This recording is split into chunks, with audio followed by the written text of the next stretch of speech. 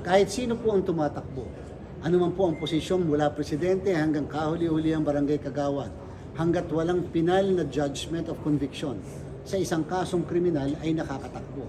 Yung ang tinanggal halimbawa ng Kongreso bilang isang kongresista ay pwede makatakbo dahil hindi naman siya criminal case. Yung criminal, kahit kayo ay na-convict ng mababang korte, hanggat nakaapila ang kaso at hindi ito nagiging pinal, ay pwede pong makatakbo ang naturang kandidato.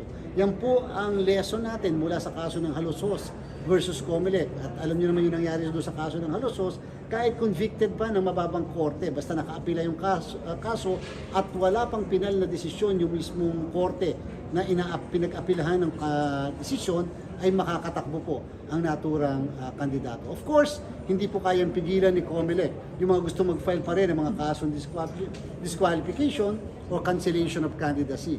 Pero as far as the Comelec is concerned, ang duty po namin ay ministerial sa pagtanggap ng certificates of candidacy. Ang ibig sabihin, lahat po ng COC ay tatanggapin namin at hindi para desisyonan kaagad namin habang tinatanggap na ang taong ito ay kwalipikado o hindi kwalipikado. Hihintayin namin na may mag-file ng petisyon o ang Comelec mismo ay magpapile mo ng motu proprio na disqualifikasyon laban sa isang kandidato. So again, inuulit ko po, hanggat walang conviction na guilty ang isang tao at ito'y naging final executory at hindi na pwedeng iapila sa kahit na kanino, yan po ang kataong yan ay pwedeng makatakbo.